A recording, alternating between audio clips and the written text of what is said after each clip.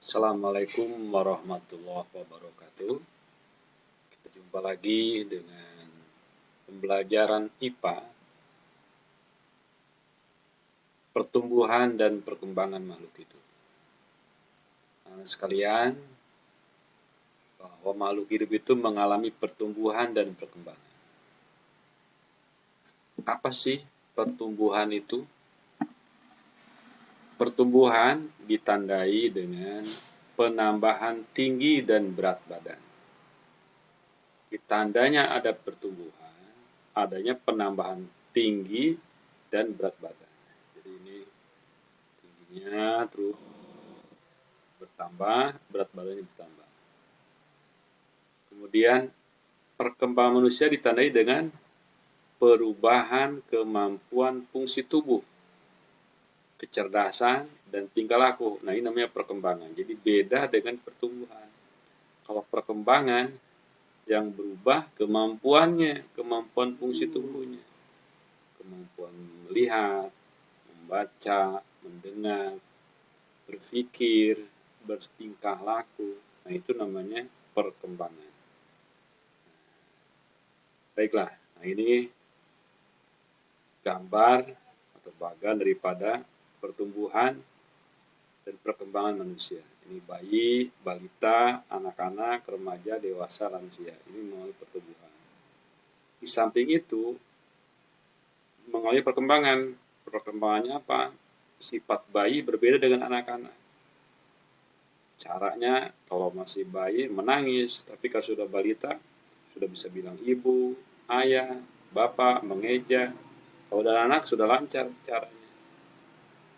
Dan seterusnya, begitu juga pengetahuannya akan terus berubah, termasuk kecerdasan dan tingkah laku. Baik, selanjutnya, faktor yang mempengaruhi pertumbuhan dan perkembangan manusia. Nah, pertumbuhan dan perkembangan manusia itu dipengaruhi oleh satu, sifat yang diwariskan dari orang tua. Kita lihat wajah atau sifat seseorang anak biasanya mirip dengan orang tuanya. Lihat kan, wajahnya hampir sama kan.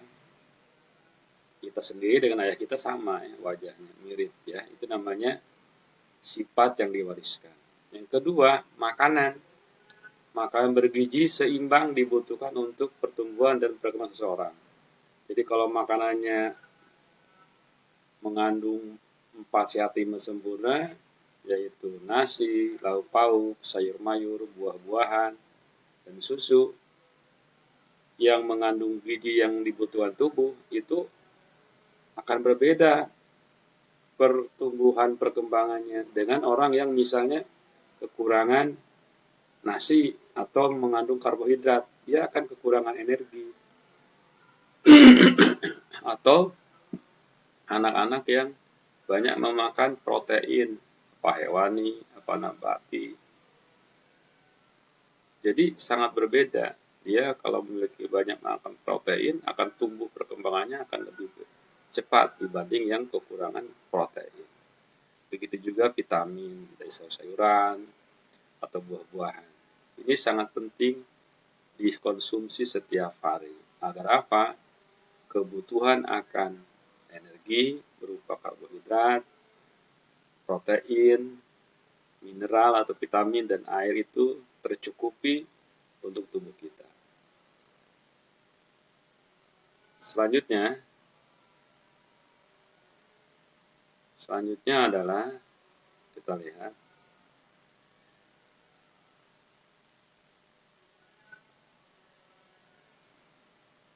bahan tambahan makanan dibagi menjadi dua macam. Di makanan itu ada bahan alami berasal dari alam, tumbuhan dan makhluk hidup, dan buatan berasal dari bahan kimia. Nah, buatan ini ada bahan pewarnanya, pewarna makanan seperti ini, bahan pemanis, bahan pengawet makanan, bahan penguat rasa. Nah, yang paling baik adalah yang alami dari alam. Tapi kita juga tetap membutuhkan konsumsi makanan berupa makanan buatan yang berasal dari bahan kimia, ya. Roti, sirup. Ini udah bercampur nih, yang bagus singkong, yang bagus air kelapa yang alami, tapi yang buatan sudah sirup misalnya. Nah ini keduanya itu yang paling utama adalah yang alami. Cuman kita seringkali nafsu ingin minum-minum minuman yang instan, sehingga banyak mengundang penyakit pada tubuh kita. Ya. Jadi Bapak sarankan sebaiknya makan makanan yang alami, yang sehat, halal, bergizi. Walaupun juga boleh juga yang buatan sekali-kali, tapi memang jangan terlalu sering ya. Berikutnya,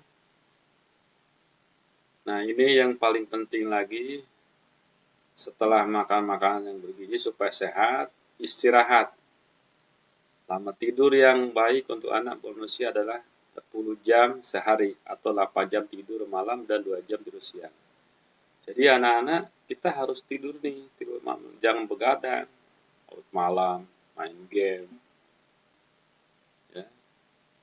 Nah ini keliru. Jadi kalau malam itu istirahat, ya habis maghrib, sholat maghrib, ya, kemudian berzikir, baca Al-Quran, sholat isya, kemudian habis itu baca buku pelajaran, mengulang pelajaran. Nah, lalu tidur. Misalkan jam 9 sudah tidur.